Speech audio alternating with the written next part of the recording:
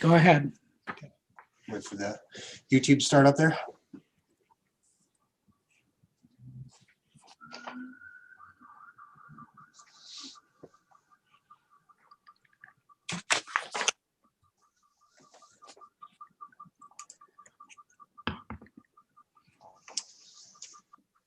Looks like we're ready to go. The format of this meeting consists of board members, applicants, abutters, and city staff attending a live online Zoom meeting and the public viewing the meeting on the city's YouTube channel. For applicants, please only speak when the chair indicates it's time to do so. In addition, as usual, prior to addressing the board, please state your name, address, and affirm that you'll tell the truth. Public viewers on YouTube have the ability to type in comments with a Google account. If you enter in a comment on YouTube, please first indicate your name and address. Comments can be entered at any time, but we relay to the board when the chair indicates that it's time to do so during the public hearing. Please also note multiple comments can be entered, but each comment is limited to 200 characters. For having difficulties commenting, please email me at adutton@worcesteroh.com. Finally, please be aware that there's approximate 15-second delay between the Zoom meeting and the live stream on YouTube. That's all I have, and I'll hand it over to Stuart to begin the meeting. Thank you, Andrew. This is the regularly scheduled March meeting of the City of Worcester Board of Building and Zoning Appeals. This is a volunteer board of Worcester citizens established to hear planning matters as specified in the City of Worcester Planning and Zoning Code. My name is Stuart Fitzgibbon, and I am chairman of this board. Because these hearings are a matter of legal record, this meeting is recorded. We ask that if and when you speak loudly and clearly. We also ask that prior to speaking, each speaker gives their name, address, and affirmation to tell the truth. The applications to be considered tonight are application number 2101 and application 2102. Following tonight's meeting, the applicant in each case will receive notification of the board's decision regarding their application.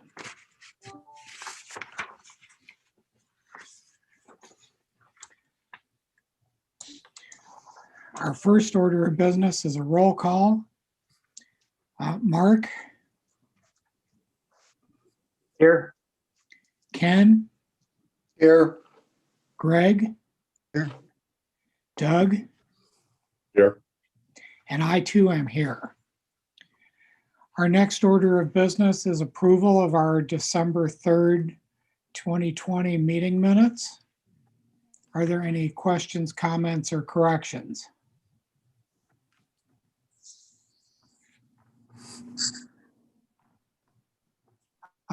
I'm hearing none. I'll entertain a motion for approval. So moved. Is that Ken? Yes. Thank you. Is there a second? Second.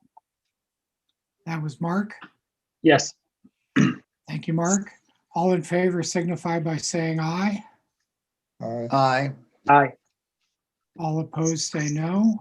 All right, the minutes are approved. All right, our first application for this evening is BZA 21-01.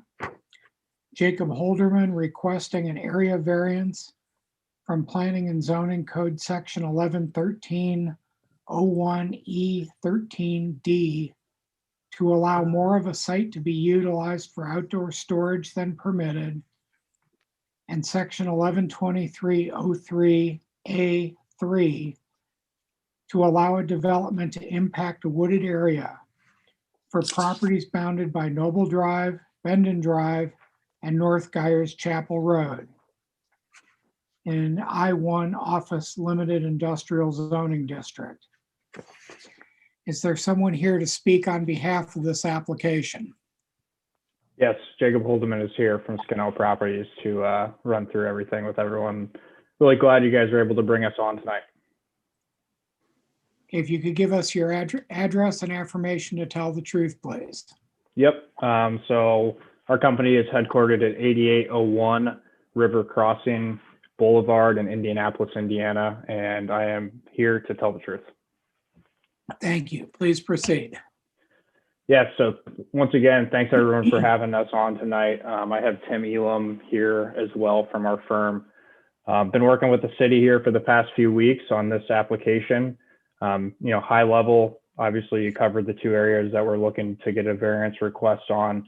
I guess just to give a little background, we're an industrial, distribution developer. We do projects across the country. This is a really exciting project for us and for your guys' community. And basically what we've been working through is this site here on Noble and Bendon Drive and Guyers Chapel, working on laying out a building for one of our clients. And there's two areas in the zoning code that jumped out to us as, a potential issue on moving forward with a project on this site. First one is going to be the wooded area. So this site, I don't know if you guys are familiar with it, but as you can kind of see here, I don't know, Andrew, is there any chance that you have that packet that I put together? Maybe we can just start on the first page there, or the second page where I kind of outline the aerial. Yeah, maybe go down one more. Yeah. So this site obviously here between Noble Drive, Bendon Drive, and Guyers Chapel. This site struggles from some topographic issues. So as you move from west to east on this site, you're kind of going downhill, essentially 50 feet in elevation once you get down to Guyers Chapel. And so we're trying to lay out a larger, a distribution facility here. And basically from a civil perspective, the only feasible way to do that is by kind of going with, not against the elevation drop, but with it. Which leads us to needing to lay it out north to south. In that blue there, in that image, you can see that there's existing detention pond for this area that also presents a challenge from a site layout perspective. And so what with what we've proposed in our plans, we would need to remove a good chunk of the trees there in the northwest corner. I know that the zoning code kind of outlines, basically putting a building at a location where it provides the least impact to the woods. And in this case for this site, unfortunately, just given the topographic challenge as well as the detention where it is existing, those would be pretty heavily impacted. So we're requesting a variance to essentially cut down some of those trees. I'd like to highlight that a majority of the impact is around our future expansion. So Andrew, I don't know if you could scroll down to one of our site plans that shows just kind of the basic building, not the full civil drawings. I think it's near the end. Yeah, so the majority of those trees would be impacted from a future expansion. Obviously, we'd be looking to make sure that that would be feasible in the future. But that being said, our client that we're representing, they're not 100% married to having that happen in the near term. So that's what we're looking for from that perspective. I don't know if there's any questions on this particular piece of the code. Open to having a discussion.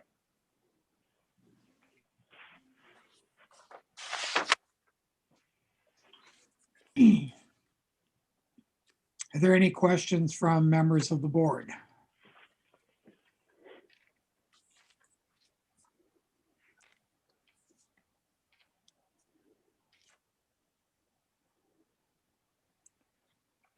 I guess I would have one question, Yep. perhaps for Andrew. Is there any stipulation in this particular zoning district as to the size of a building in the I-1 district, which is supposedly a transitional district for offices and light industry? So I'm just wondering, is there any, because if the building were smaller, it probably would not impact the trees as much. Yeah, so there's no specific number of a maximum area of a building of any type, and warehousing is permitted. That's going to be something the planning commission is going to consider later tonight, looking at kind of the intent of the district and things of that nature. Okay. Yeah. Yeah, and I'd like to highlight also, we pushed the building as far south as feasible, and also just tried to position it. You know, obviously we're trying to get this size of building with the size of outdoor storage. It's kind of a hard requirement from the client that we're working with. But we've done everything we could that's feasible, just given the topographic challenges of this site, to, you know, bring it down to bend and drive and try to create as little impact as possible on that wooded area. Would it be fair to say that what's driving the building size is largely the number of trailers that you're trying to have on the site? No, you know, the outdoor storage obviously is driving that aspect of it. The building itself, that's, you know, it's going to be fully utilized internally for warehousing and distribution of product. So, you know, I guess maybe just to make sure I'm understanding your question correctly, we're not expanding the building further north to line up with the parking per se. The building itself is its own requirement, and the parking is a separate requirement that kind of just drives the entire site plan. Yeah, and I guess just to clarify, the intent of my question is that you're looking for a variance because of the amount of outside parking space you're looking for. So there's obviously an incentive to, if you're trying to get a lot of outdoor space, you're also increasing the size of the building, but you're still here for a variance because you've got more parking than is permitted under the code. Correct. Yeah. Sorry, I didn't know we had moved on to the outdoor storage aspect of the variance. I was still focusing on the wooded area. I guess they're kind of interrelated, but well, they are. Yeah. Yeah, that's correct. I mean, what you're asking is exactly correct. You know, we're looking for the larger outdoor storage, which is, you know, everything's kind of intertied together, where, you know, the building size, outdoor storage, and then the impact on the wooded area is all tied together, and that's what we're looking for. Yeah. Okay. What's going to be in the outside storage area? So the outdoor storage area is going to be semi trailers that are going to be rotating in and out of the property. You know, it's not going to be trucks per se or tractors themselves. It's going to be, you know, static trailer parking that is going to be sitting there and moving in and out as product is, you know, distributed regionally. The comments from some of your people opposing this approval was concern about increased truck traffic. Can you give us an idea of how much traffic you guys are talking about? Yeah, so the preliminary numbers that we've gotten from our client are 2.5 trucks per hour.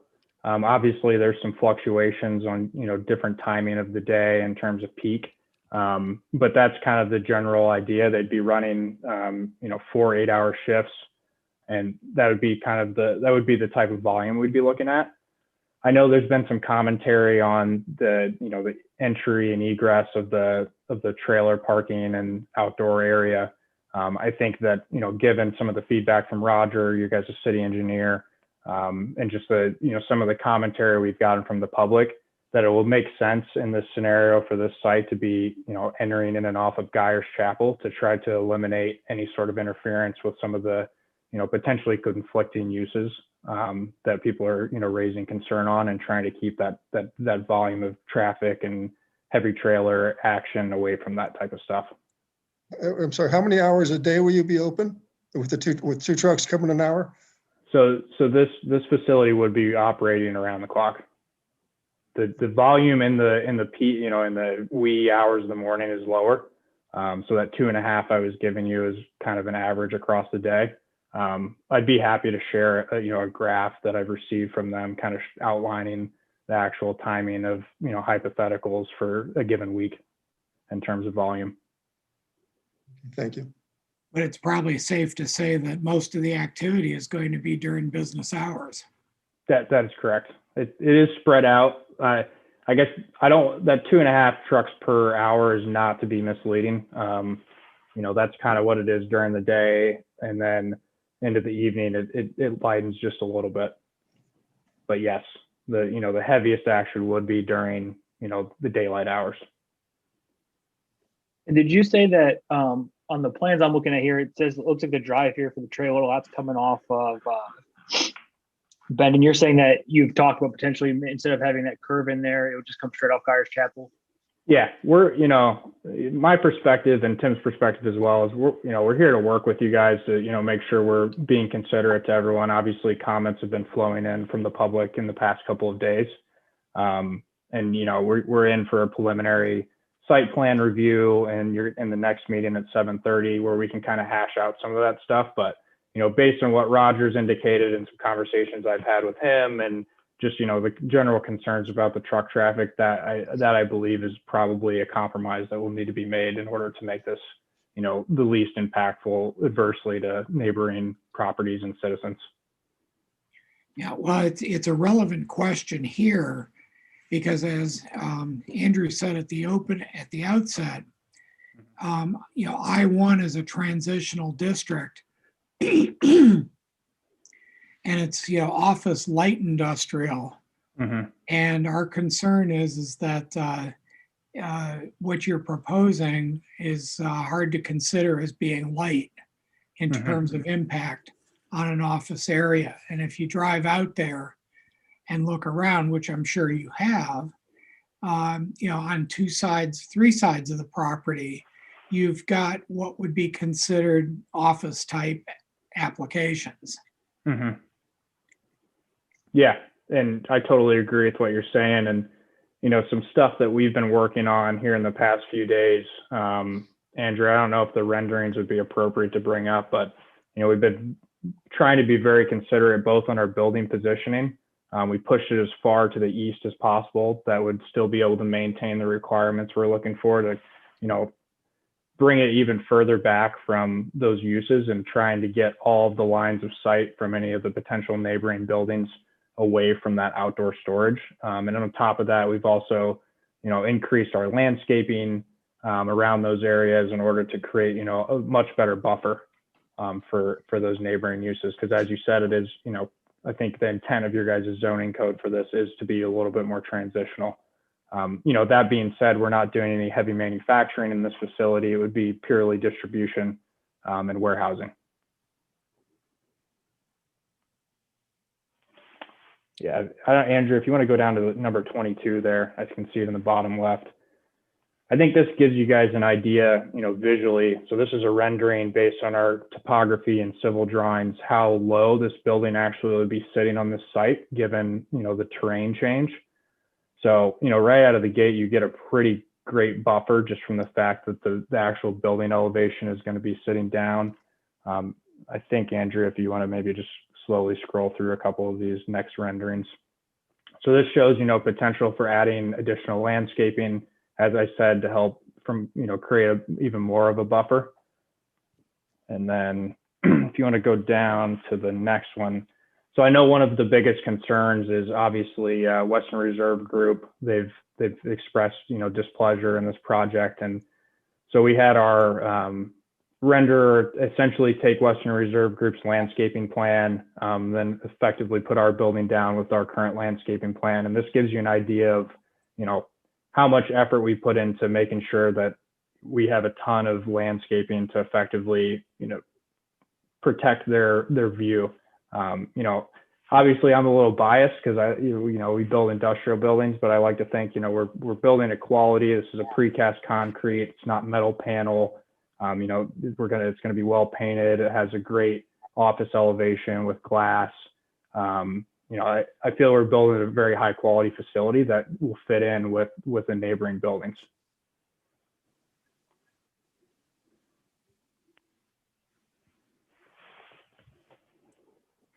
Other questions from members of the board?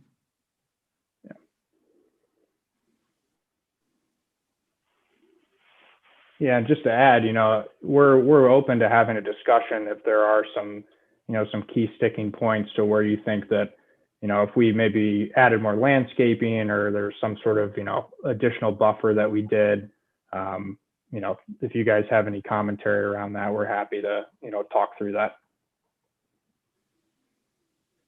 Yeah, and this is Tim. I'd just like to add the comment that Mr. Gibbon, you made about light industrial. This year we'll do 60 to 80 buildings like this across the U.S. And typically those are all in light industrial zonings. This is a light industrial use. It's not heavy industrial. Heavy industrial is typically more manufacturing based. So I do believe this is definitely a light industrial use. It's not heavy. And more users across the country need more, you guys classify trailer parking, which is for logistics, as outdoor storage, which is the variance we're requesting. But more and more uses need trailer parking to support their logistics operations. I think it's also important to note that this facility is supporting a manufacturing facility in the community today where the product is being manufactured. So they're moving this facility to this location to continue expanding the operation. And this will create, 50 new jobs for the community. That's net new jobs. So the product's actually being manufactured locally, being brought into this facility, both for local distribution and then distribution out to a network of like depots or delivery of product to convenience stores and drug stores and grocery stores. So it's not uncommon from our perspective at all that this would be an approved use in light industrial.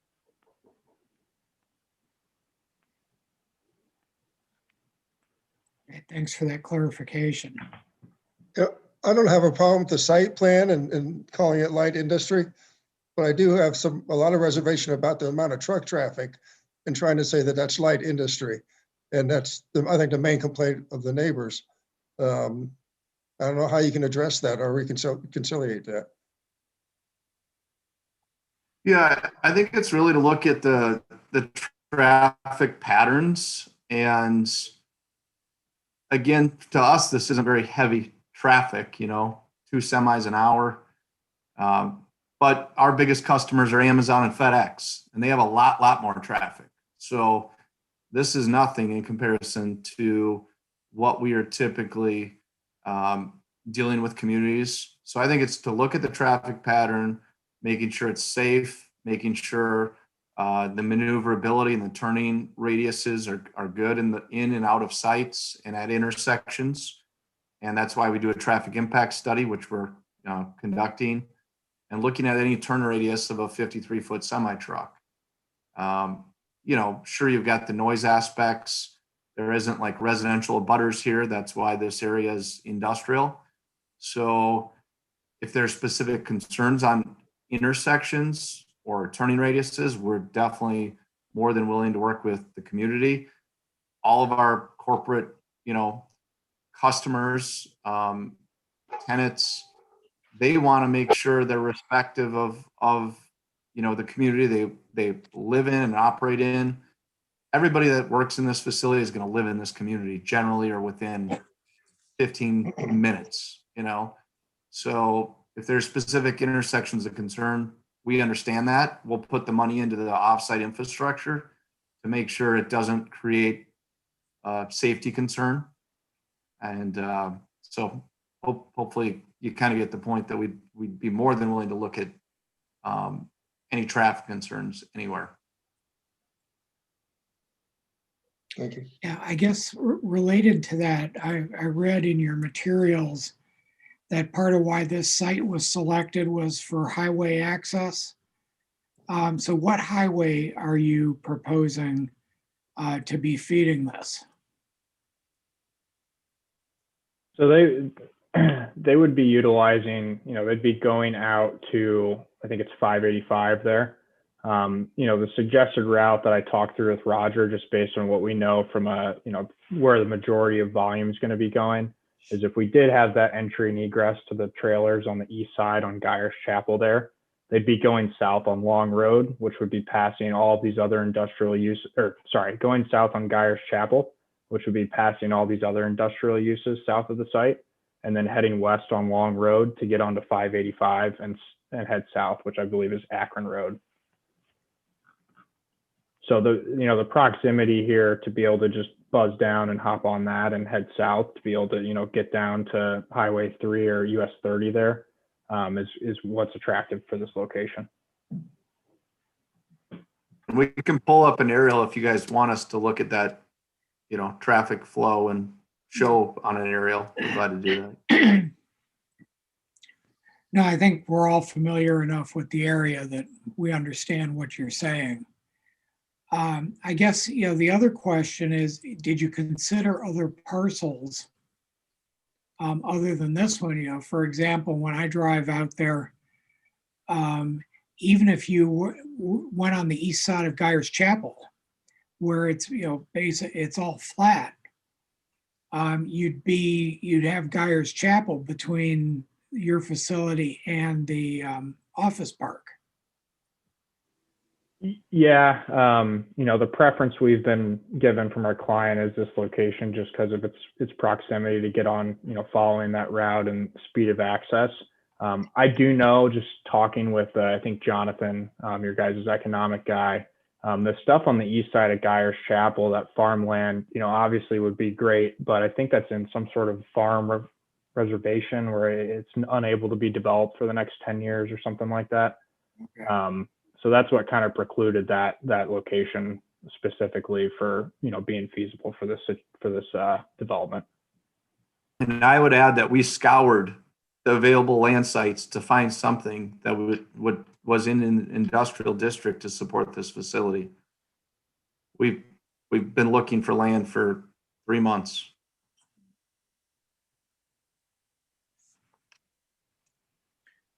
Other questions from members of the board?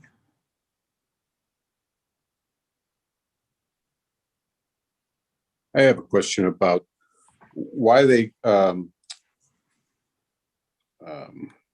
on and off Bendon there when they could go right onto Guyers Chapel, or could they? So, yeah, just to clarify, so the site plans that everyone has in front of them do show the access drive coming off of Bendon. But that being said, I've talked to Roger, the city engineer, and I think we would be modifying that to have that go directly onto Guyers Chapel, where you wouldn't be doing that little, jump down to Bendon and then go over to the east and then head south on Guyers Chapel. We would just have direct access on Guyers Chapel where truck traffic would not ever impact Bendon Drive. So that's definitely acceptable to us as a condition of approval to modify that exit off Guyers Chapel. And let me be clear, you have no intention of going towards Back Orville Road. You were saying you're going south, you're going down the long road and coming around. I mean, that certainly answers one of the concerns by one of the people that wrote in. Yeah, I saw that. As far as I know, there is no intention to be heading north on Guyers Chapel. There is a chance that some of the regional, trucks that are, outbound could utilize that. But, as a stipulation, I'm sure we can work with our client and make sure that they're using an appropriate route, whether that is, completely avoiding that and just heading south and then ultimately turning north onto Akron Road from the long road access. That's something we can definitely talk through. But as far as we know, that's not a planned heavy volume route by any means and not the preferred route that they would be utilizing. So I did see that letter that came in, and I don't think he would be impacted by this. I've got a question about the variance request itself. Perhaps Andrew first, the stipulation as to 30% limit for the outdoor storage is true in every industrial district, not just I-1. Is that correct? Yes, that's correct. Okay, so that it's a standard that is in the zoning code in all the industrial districts. And there was this question about the calculation. Has the applicant accepted the fact that the staff's calculation is the correct one, 70% coverage rather than the 30? Yeah, I think we'd have to defer to Andrew on how you guys would calculate that. I don't think your guys' code is specific to what actually classifies as outdoor storage. In our calculation, obviously, we utilized anywhere where static vehicles would be parked, i.e. trailers. So the actual space that the trailers took up. I think Andrew's calculation included a drive aisle in between the two separate rows of parking. Andrew, I Yeah, don't know if you want to maybe pull up that civil plan you marked up. because that's where they'd be moving, and so they would be part of the the storage area. They would have to get there and stuff, so. Right. The And reason I ask is because the request for a variance from 30% to 70% is not inconsequential. I agree. Your stuff seemed to indicate that 30 to 48% was really not a big deal, and we could easily grant it. But I think the scale of it is what's bothering me. Yeah, and Tim, I think, you kind of highlighted this earlier on. This 30% limit is, looking across all the buildings we're doing, in every state across the country right now. That 30% limit would probably be an issue on nearly all of them, because outdoor storage and trailer parking for these facilities the increase is just, been incredible in the past few years with Amazon and FedEx, and relative to some of those parking requirements where they have lots that are multitudes larger than their floor plate Yeah. for their actual building. But I don't believe Worcester was one of the Amazon sites they were looking at, and I think we have to keep that in mind. Yeah, that's true. I think I'd comment on that most areas, trailer parking is not considered outdoor storage. This is usually outdoor storage pertains to materials that are stored there. Think of CertainTeed, a shingle manufacturer, a lumber company. Sure. It's where there's actual products stored in a defined outdoor storage area. So usually we don't see semi-trailers being considered outdoor storage. They're an accessory use to support the building. Well, this is Worcester, Ohio, and we have a new zoning code, so perhaps you haven't seen it because. No, Other I'm just communities have stating stuff. that's Yeah. usually trailers aren't considered outdoor storage. So I understand in this space, you need a lot of room to turn around and maneuver and all that. How much of this is really going to be used at any one time? I mean, I see all the slots here. Is that what you're expecting? I mean, it looks like a lot of trailers if that's the case. Yeah, I'd need to confirm with our client on what the capacity would be at any given time. I think it's safe to say that a majority of them would be utilized. Otherwise, they wouldn't be, they wouldn't be pushing for this requirement that we're, requesting a variance for. Well, it's just when I look at Worcester Motorways, they just don't see, I mean, they're in that business, and I just don't see all the trailers and trucks. I mean, they have them all, but they just don't seem to be this extensive, if I'm right, with all these slots. Right. I'm looking at their aerial. Yeah, I mean, I guess the other thing to, obviously comment on is these things would be cycling in and out. I know that doesn't change the actual, count that's sitting on the lot at a given time, but, they'd be going back and forth, and, at some times I'm sure the lot will be emptier than other times, just given how they're doing their distribution. And because of all that, though, they're fixed on this size. They wouldn't accept something a little shy of the size that we're looking at. Tim, I don't know if you want to chime in on your Yeah, thoughts on that. it's one of those things. It's 145 trailer spaces. So if you guys said you'd approve 125, we'd definitely go back and talk to them and try to figure out if we can store 20, add 20 more over at the manufacturing plant, right? This is for optimal efficiency of their operations. Thank you.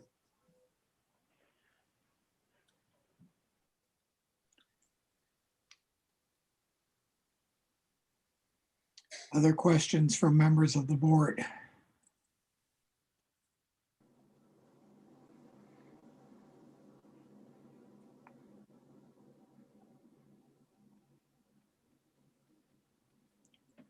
All right, well, hearing none at this moment, I know we have some others in the meeting room that would like to speak, so I'll open the floor for others on the Zoom meeting who would like to speak to this.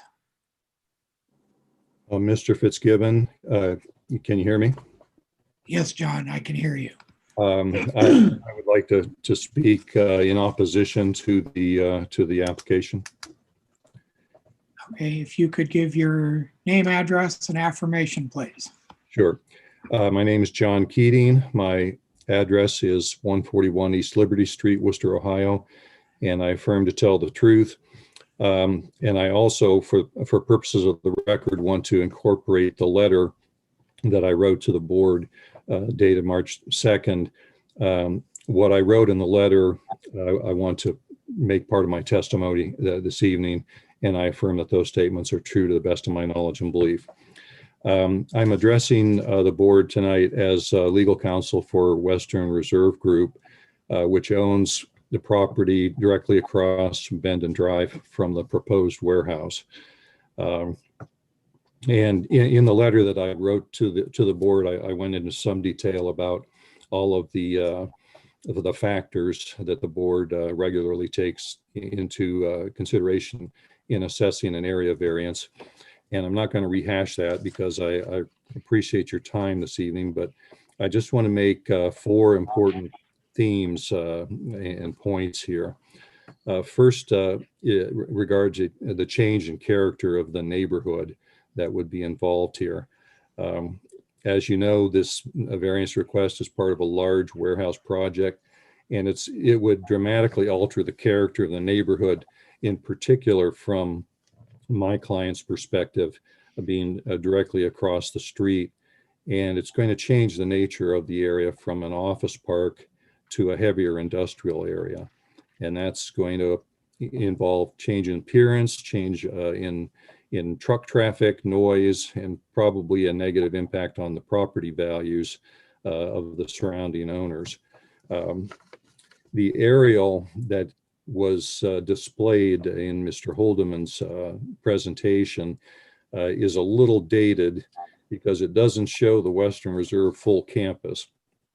It only shows the building that was constructed in 2007. And in 2020, they finished the bigger part of the office campus, which completed an investment of about in the range of $30 million to $40 million. And I submitted pictures of the entire campus with my letter. And if you've been out there or if you've looked at the pictures, you can see what a beautiful office complex they have constructed there. And it is directly across the street from this proposed warehouse. And as was pointed out by the applicant, the warehouse is going to be located even closer to Bend and Drive because they're trying to account for the problem with reduction in the wooded areas. So that brings it even closer to my client's building. There's a, thank you, Andrew. That's a nice picture that shows both buildings and the elevated walkway. And the other thing about the presentation, case in chief, the artist rendering really don't show the perspective that you would see from the Western Reserve property looking across the street. It shows a catty corner kind of view. My client's property is going to be directly in view of the truck storage, and that's really not depicted in the artist's rendering. And I also had a question in connection with that that previous slide, Andrew, that shows that amount of vegetation and screening. That looks to be all on Western Reserve side of the street. I don't understand from that rendering how much additional screening is going to be done on the applicant's property, and it doesn't look like there's a heck of a lot. So again, I don't think that tells you the entire story. But to summarize this first point I'm making, which is the change in character of the neighborhood, it's our view that this applicant is essentially trying to use the variance process to rezone the land to a more intensive use, an I2 or I3 type of use.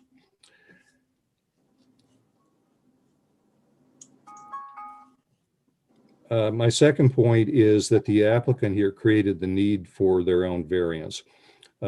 This applicant, and we have nothing against Vita Holdings or Mr. Vita or any of his companies, but that company laid out this larger acreage as an office park some 15 years ago and sold land as part of that office park. Western Reserve and others bought into the office park. And the applicant, by its own admission, has received an unsolicited offer for land that was not even up for sale. And now they're trying to change the rules of their own development. And this also makes the point that there's no element of economic hardship involved as some variant applicants have. My third point is the reliance factor by Western Reserve. They made a huge investment in this building. This is their national headquarters, and they relied on the protections of the I-1 zoning and also some direct assurances from the applicant that this would remain an office park. And fourth and finally, we submit that granting this variance would set a bad precedent. The variance is large, not only in percentage terms, 70% of floor area, but also in raw square footage at 140,000 square feet. So it's our view that if any applicant can go into an I-1 district and build a $198,000 square foot warehouse and with 140,000 square foot outdoor vehicle storage right next to it, that emasculates the meaning of I-1. And it really contravenes the spirit and intent of an I-1, which is office-like appearance and function of buildings, and also most of the activities to be in enclosed buildings in an I-1. So I appreciate your time and listening. I'm available for any questions that you might have. Thank you.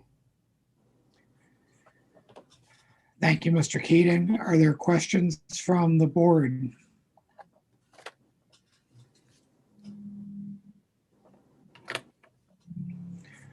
All right, hearing none, are there others in the meeting who would like to comment?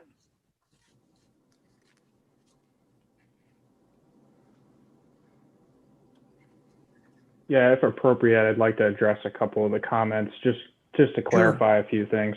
Yep, go ahead, Mr. Holderman. Thanks, John, for running through all that stuff. You know, there's a couple things that jumped out. So as far as the rendering orientation, the one that I did show and that Andrew had on the screen from Western Reserve, there's two comments I wanted to make there. One, that is from the northeast corner of the newest part of Western Reserve's building. That just illustrates how far east our building, our proposed building actually is.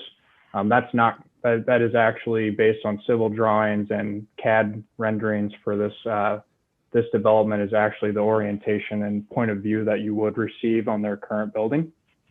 Second clarification regarding that rendering, I know the comment was made that it shows a lot of landscaping on Western Reserve side. That was actually developed from Western Reserve's publicly filed landscaping plan. So that illustrates what Western Reserve filed when that building was originally developed. We wanted to make sure that was shown because otherwise, if we showed just plain grass there, that wouldn't really actually be illustrating what exists at the site.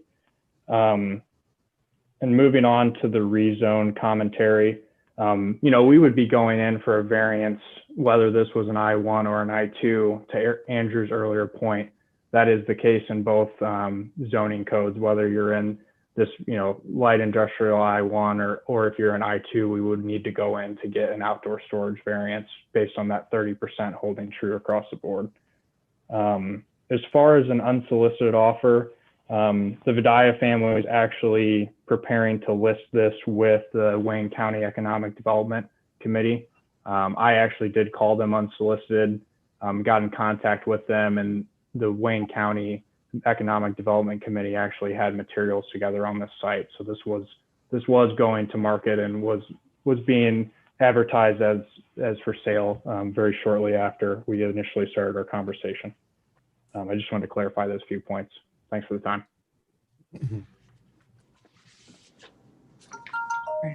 Any other questions from members of the board? All right, if not, Andrew, let's go ahead and open the public hearing portion of the meeting and make it available to comment from YouTube.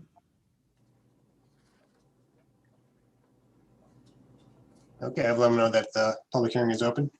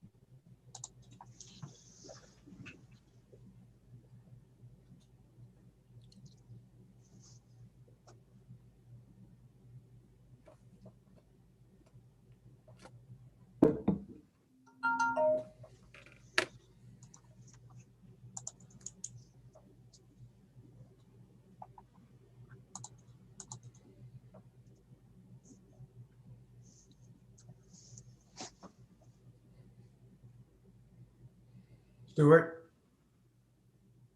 This is Kevin Day. Hi, Kevin. Hi, I just wanted to follow up on Jacob's comment to say that I had a conversation. I should say I was personally advised by Divided that that property was not for sale and was not going to be for sale. That an offer showed up and that actually he was possibly considering making it a walking trail with an arboretum or whatever the proper terminology is. So, and that was as recently as this past Saturday, that it was an unsolicited offer, that the land was not going to be for sale. If that matters. Yeah, I'm happy to make a comment on that. I've been working with his son Neil for the most part, so there may be conflicting information from that perspective. That's all I can comment on. And Stuart, I'm not getting any comments from YouTube at this time. Okay, thank you, Andrew. Kevin, did you want to say anything further?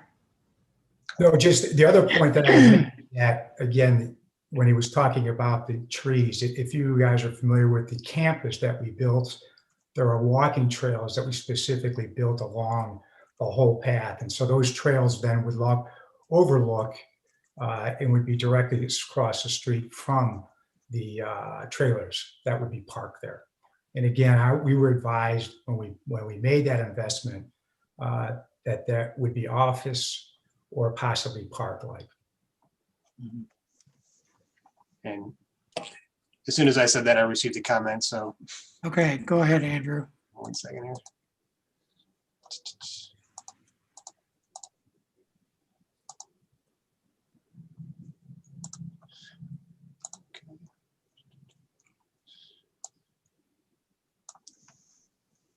It's from Todd Carmody. How are they going to deal with water and sewer lines along Gyers Chapel if they go out that way? Also, Gyers Chapel will support additional truck traffic without significant upgrades.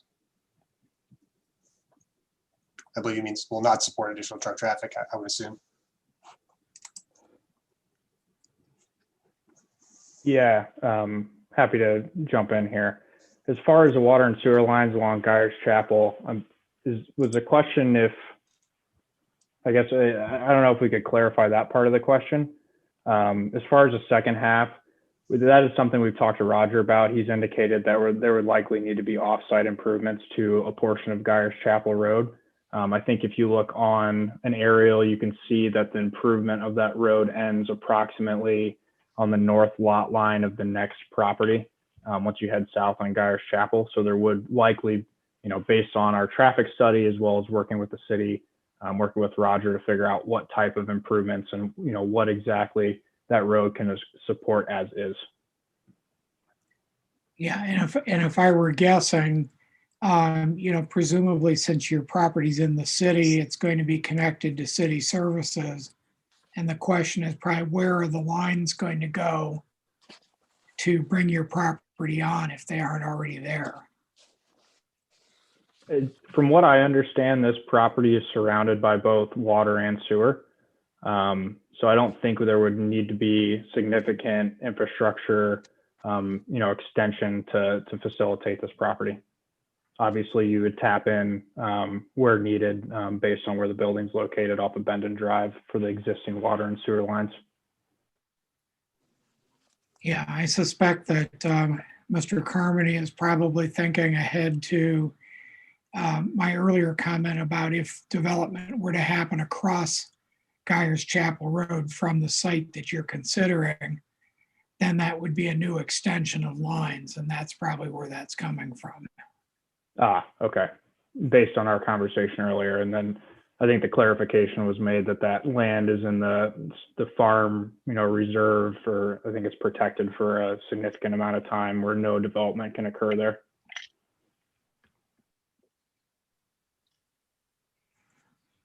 Andrew, anything else? I have not received anything further. Okay, anyone else who's in the Zoom meeting want to make comments as part of the public hearing?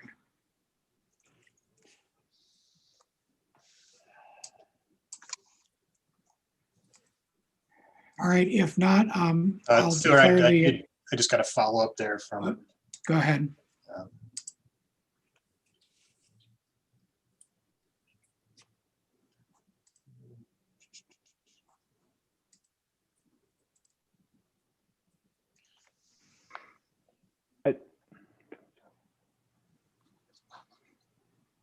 Yeah, he's noting that trucks are going north up I-85 and south.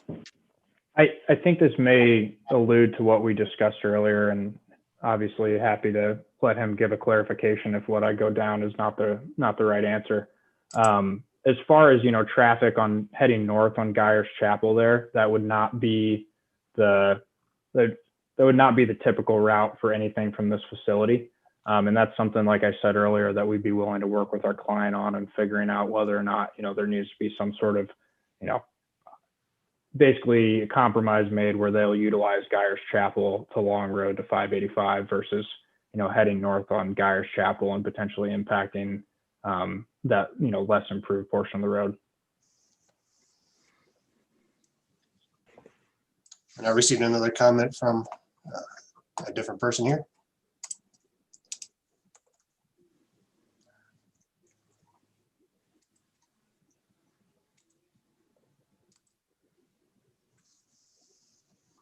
Bobby Douglas from 180. We own property north of the tree line and operate a residential treatment center for women with addiction disorders and their children.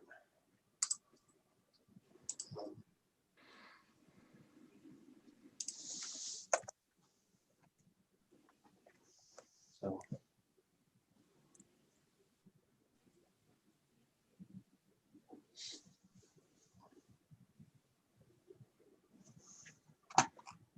there it is. Sorry.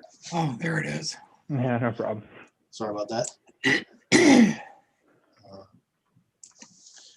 And she's concerned about the loss of the trees, disrupting the therapeutic atmosphere they create. Yes. Okay. Yeah. So, as I kind of mentioned earlier on in the hearing, a majority of that tree impact would be at a, potentially if and when future date that the building was expanded. Otherwise, a large majority of those trees or a buffer would continue to exist, into the mid to long term if there was or wasn't an expansion. If there was an expansion, I see no reason why we wouldn't be in a position to compromise to, replant some trees or, allow a couple lines of trees to, continue to remain there as a buffer. I think that's something we'd definitely be willing to discuss and figure out if there was ever an expansion to the north where a majority of those trees ended up getting removed, then, we would essentially try to create that buffer through either, additional landscaping or, whether that's trying to modify how far out the building goes where you can actually keep some of those more mature trees remaining on the property. I have a question too, Andrew. This is Kevin Day again. Was there, did I go on the site and did I see some comments made by the Village Network as well with their concerns? Yeah, they submitted an email that was forwarded to the board. Okay, The board has that email, yes. thank you. Kevin, this is Chad Knapp, Stewart. I'm representing the Village Network. And yes, Kevin, we did submit basically the same concerns that you guys had as well. For us, we kind of identify two with 180. Just to kind of clarify, we have the 2000 Noble Drive address right across the street from the proposed development. And we do some outpatient therapy there for children.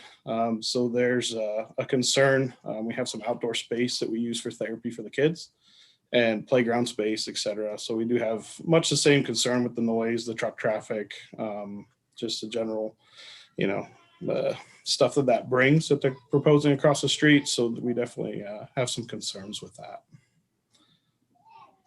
Yeah, and again, we did see your letter on that, so Thank you. you have been heard. Appreciate And it. thank you for saying something. And Bobby Douglas has also had questions about the noise levels as well.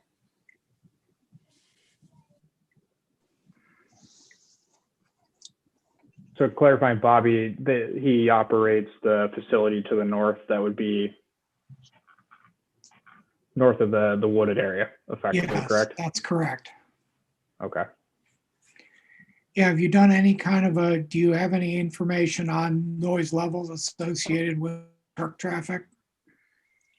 As far as the truck traffic, they wouldn't be going directly past him on Noble Drive. Obviously, the actual entry and egress would be off of Guyers Chapel based on what we've discussed tonight. As far as where he's located, this closest truck traffic is going to be around 550 feet. This is obviously conceptual on Google Earth, as well as having, you're essentially going uphill. You're going to have the building is going to be blocking that direct line from an audio perspective, sound going that direction, plus the trees that would continue to remain.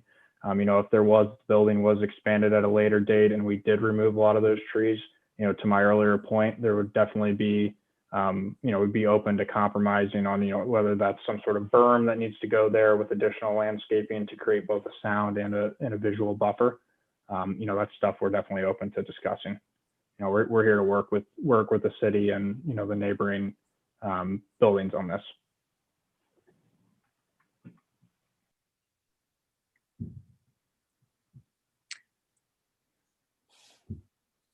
Anything further, Andrew?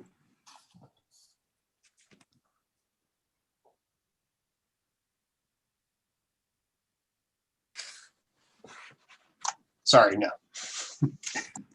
Okay, thank you, Andrew. Anything further from participants in the Zoom meeting? I have a quick question. So if they came out onto Guyers Chapel directly, could it put a sign that says right turn only? My fear is if these are people going off to 585 trucks from elsewhere, they're going to look on their GPS and it's going to say turn left and go up to Back Orville Road. I mean, is this something, I don't know how you inform a trucker that's just driving for, independent or whatever, from turning left and going to 585. Yeah, we'd be agreeable to putting in signage, right turn out only. Also, it's very common in these facilities to post, in the break rooms, the truck route back and forth to the manufacturing plant. So these are truck drivers that are going to run that same route all the time back and forth to the manufacturing facility, which is to the south. So those are conditions of approval we'd accept. And how about the on the Bendon Road? Could you put in, I guess, camouflaging or covering the storage area with clusters of trees? Does it make sense that you would do multiple trees, both there for sound and maybe across the Geyser Chapel Road area before you get to the retention pond, putting in numerous trees to sort of block the view of the trucks. I mean, the building looks real nice. I just, Well, yeah, it's on Bend and Drive. That's one thing that, we really wanted to focus on. And that's why we put together these renderings to show how low it's at. And as you get Yeah. further east on the site, it flattens out. So there's things that we do all the time with berms, with opaque fences or a board-on-board fence on the top. We could also do a wing wall off that corner of the building to further, from any sight line into that outdoor storage area. So if that it needs to be fully screened, you can fully screen it. I think it's just what aesthetic image do you want in this business park, in this area of the community, and how do we best achieve that through earthen berms, plantings, fencing, or full screen walls. So okay, so you're not adverse. I mean, I'm always in favor of the trees, but you're not adverse to doing something in those two areas. no, what I think looks the best from an image, what I think looks the best from an image perspective is a nice earthen berm that's, I don't know, 5 to 8 feet tall. That's 2 to 1, so you can mow it. It looks nice with a variety of evergreen trees and maples on the top, and widen out. You got plenty of topsoil and fields to build those as part of your construction, and really to work with, the neighbors and the community to figure out how you want it planted and to break it up. Just like any new development, trees take a little while to mature, so we can look at caliper sizes, tree spading, evergreens to really break that up. In fact, I think this committee board did for the property on the west side, because there's some homes up there, we put up berm of some sort to keep the sound in the parking lot. Was over that way, sort of the northwest of the parking for onto the west. Anyway, I think we did something like that over there. So in response to that, if you wouldn't mind, if I could have a moment, Stuart. Sure, go ahead, Kevin. If I look at the topo, our property sits much higher than that property. Therefore, you're going to be looking, again, devaluing our property in the intent of an office park, which is what it's zoned for. We would be looking down on trailers and trucks all day long. That's not the intent of that office park.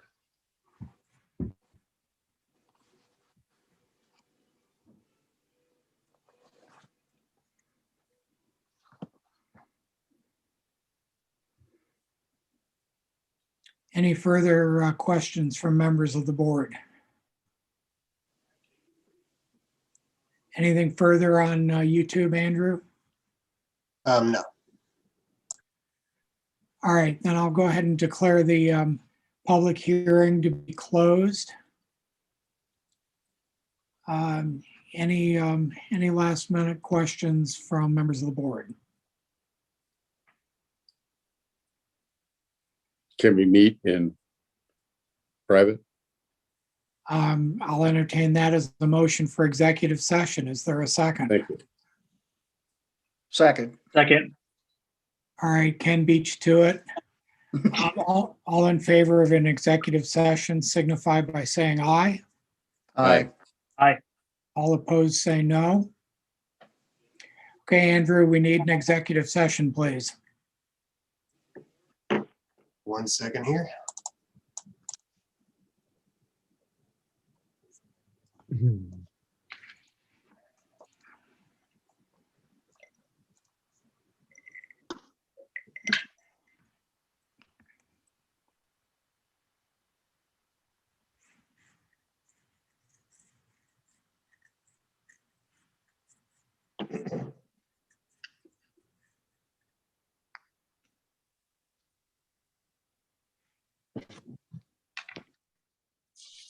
You should get a notification. Oh, there we go.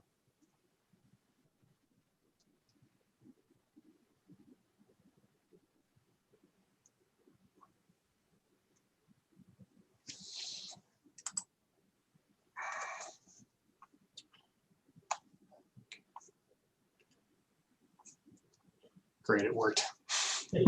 I'm impressed. Doesn't always work. Hey, Andrew, I just wanted to clarify. I know the site plan review or preliminary development plan session was, started 5 minutes ago. Do we need to, one of us go over and represent ourselves on that? I know we're a little later on in the agenda, but. So, and that's a good topic. So, I also run that meeting, and I've notified the board that we're running late. So that'll just basically immediately begin after this meeting, and we're still streaming on YouTube. So if anyone here watching on YouTube is looking for the planning commission meeting, it'll start immediately after this Board of Zoning Appeals meeting. Great, thank you. Maybe I'll put that up on the screen.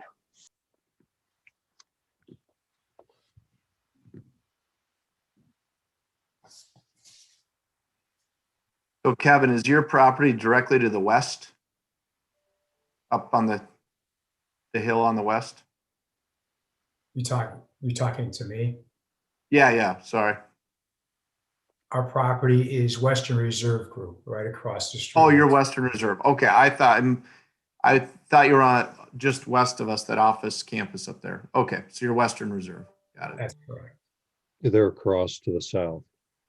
Yeah. Oh, yeah. I know where you guys are at. I just thought you were with a different property owner.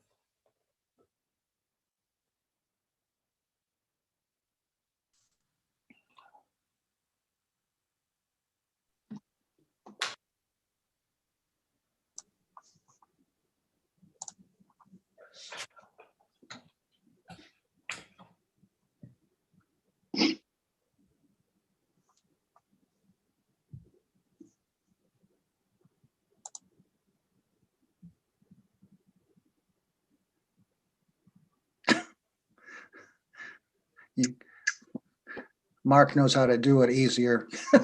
He was first. Yeah, we're getting there. We got everybody. 2, 3, 4, 5. Okay. Andrew, I believe we're all back. I'll entertain a motion to return from executive session. So moved. Thank you, Ken. Second. I'll second it. Thank you, Doug. All in favor of returning from executive session signify by saying aye. Aye. Aye. All opposed say no. All right, we are back on the record. I will entertain a motion. We're going to take the two variances individually. So I will entertain a motion on the first request, which is the area variance, section 110301E13D. There a motion to approve that as presented?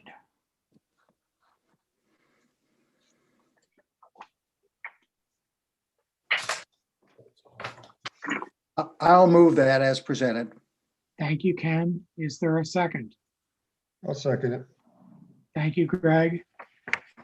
All right, voting in the affirmative on the area variance. Mark?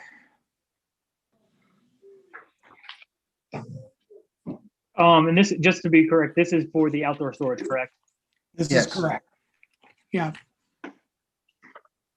I really struggled with this one. I think that the applicant brought up a lot of good points, and I do think that some of the code in regards to the I-1 versus I-2 having a 30%, kind of makes this a little trickier. But I think at the end of the day, this is a I-1 light industrial area with a business park, and that the intent of this area was for it to be more business-like structures and less transportation facilities or distribution centers. I do agree that, I think they put together a great proposal. I think that the building looks nice and it's not the traditional warehousing facility, but I do believe that it would still alter the character of the neighborhood, and it is not the intent of this area. So I'm going to vote no. Okay, thank you, Mark. Ken? I am also voting no, particularly because I did not hear specific reasons why this variance was peculiar to this land, or why we should have, wiggled the code a little bit from the 30%. I'm used to seeing things, 32, 35% in that range for variances of area, rather than an over 100% variance. I would point out, though, perhaps staff would look into the fact that all industrial districts have the same 30% coverage, and whether that is a wise thing, whether there ought to be some increase in some industrial district in the future. Okay, thank you, Ken. Greg? I'm going to vote no also. I think approving this variance to allow 140 trailers parked there, combined with the amount of truck traffic that is involved with that variance in the site, just isn't the nature of a light industrial site that the zoning and neighbors have in mind. Okay, thank you, Greg. Doug? Well, all my notes are been said in the by my associates, and so I'm going to vote no. Great. Thank you, Doug. I too am also going to vote no on this for the reasons cited by my colleagues. I think that, looking at the code, there are review criteria, and the entities that operate around this property, it's very clear that this is a material change to the neighborhood. Now, that having been said, I want to thank the applicants, Mr. Holderman. You've made a good argument for why there's a business need in our community for this facility. But this just isn't the right spot for that to happen. But we don't want you to feel that the community doesn't recognize the need. We just need to come up with a different plan.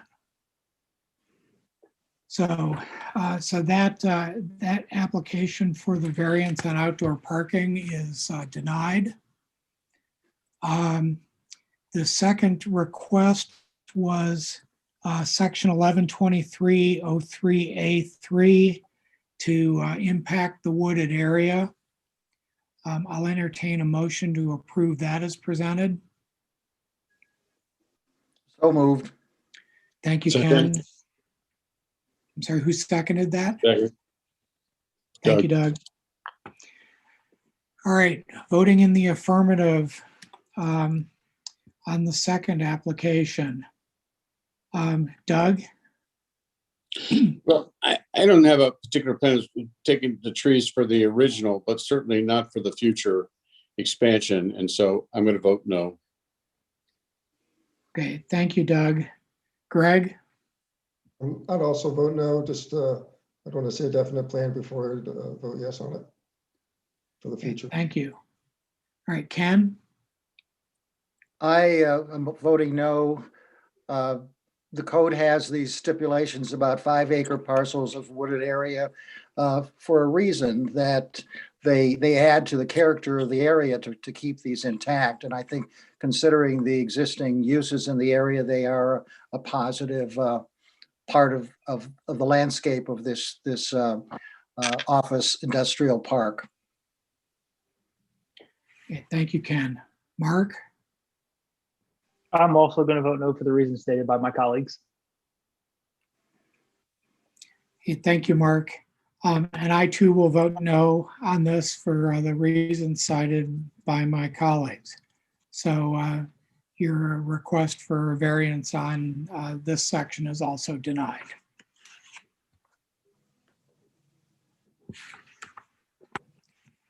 All right, I think now we move on to application BZA 21-02.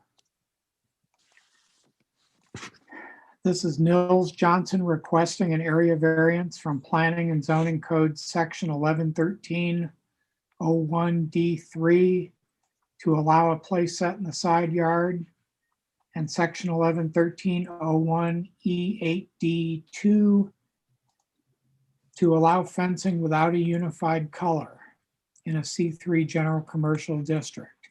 Is there anyone to speak on behalf of this application?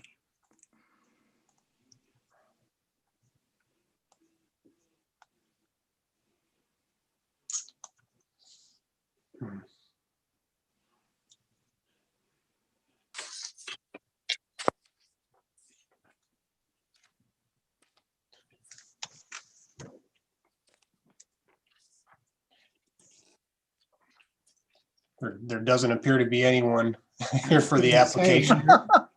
Not sure. Hello. I can maybe describe it a little bit. So it's not, they voted no on both of them after executive session. I'm sorry, what was that? I don't think that was any of us. I think that was Kevin with his mic on. It is now off. Maybe I can just describe it a little bit. The initial plans showed the playset to the rear of the building. After construction of the retention pond, also to the rear of the building, it was not possible to put the playset in the original location. It's kind of an oddly shaped site, so the only real option was on the north side of the building, which is the side yard, to place the playset because they thought it was valuable to still have it there. So that's the reason that will be in the side yard rather than the rear yard. The fencing, I believe this is just regular chain link fence, and the dumpster enclosure is a 6-foot, just unpainted wood fence, so they're not a unified color per the code. So that's kind of the background of the application. The applicant was notified. Maybe there was miscommunication about the meeting.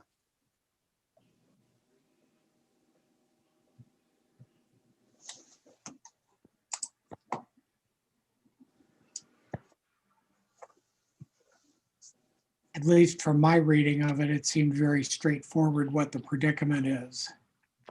Any questions from members of the board? Is the initial one in that kind of cloud type shape is where the initial proposal was? Am I understanding that correctly? Correct. Yeah, that was the original location. And Okay. Yeah, and you can see that the utility easement and the retention pond both encroach pretty significantly. I remember when we approved those. I think that must have predated me. It did predate you. Yeah, it seems like it's a double whammy. They had to move the pond so that then that made it more difficult to have the playground. So it was one shoe falling and then another. They essentially on that. Yeah, I mean, I guess looking at the site plan and all the limitations, this is about the only alternative they have. I'm not sure it's ideal for a playground, but it sounds like they feel that they need it to comply with their funding. Well, it's at the end of the sidewalk system, so that's a positive thing. Mm-hmm. Andrew, do you think the applicant would prefer to reschedule to be heard, or if we were to make a motion to approve, if the board is agreeable, would he be okay with that? I believe that they would be okay with the board going forward. Unless we hear some major objections. All right, well, I guess then, are there further questions from members of the board?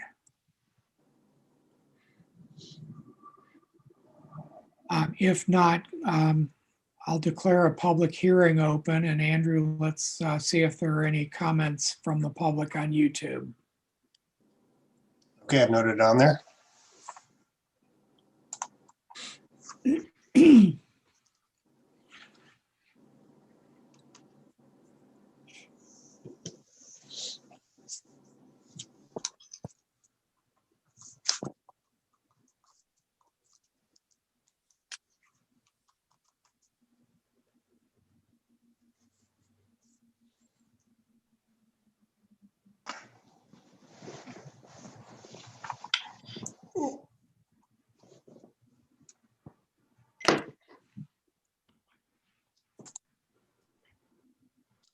Doesn't look like I'm receiving any comments for this application. All right, then I will go ahead and declare the public hearing to be closed. And I'll entertain a motion from a member of the board. In whatever I move to direction approve you as see presented. fit. Mark moves that we approve as presented. Second. Doug will second it. Okay, thank you, Doug. All right, voting in the affirmative on BZA 2102, both of the components. Mark? In regards to the first component, I think because of the moving of the retention basin, the side yard is kind of, due to the uniqueness of the property, is the best place for this playground. And I think, it's still offset from the road, and it will be enclosed by a fence, so there's not any safety concerns for those using the playground. And in regards to the two different types of fencing, I think they're serving two very different purposes. And I think that the chain link fence makes sense for the playground area, as it'll, provide the ability to see through the fence if you're watching your kids or anything. And I think that the privacy fence or wooden fence around the dumpster is kind of a more traditional fence around those to hide them from the public eye. And I don't see any reason why those would need to be the same for both uses. So I will vote to approve. Okay, thank you, Mark. Ken? I vote yes, with all the reasons Mark stated. He was perfect. Thank you, Ken. Greg? I'm just listening to Mark, so I'll vote yes. All right. Thank you, Greg. Doug? Yes, and I think Mark did a tremendous job, and I'm gonna have to agree with him and say, yes, I think you need to be able to see through for the safety of the playground, and no one wants to see the trash, so Yeah. I totally agree. Yeah, and for all the reasons stated by Mark and reinforced by others, it really does seem to be a unique set of circumstances for this particular property. So I too will vote yes. So Andrew, you can let them know that their application is approved.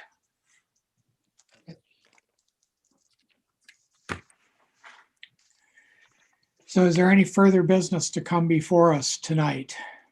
There's nothing else. All right, then I'll entertain a motion for adjournment. I'll make that motion. Thank you, I'll second Craig. it.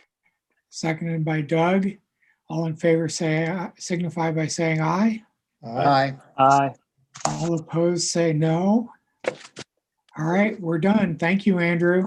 Thank you all. All right, thanks, everyone. everyone. Sorry, you're gonna have a late night with planning commission, Andrew.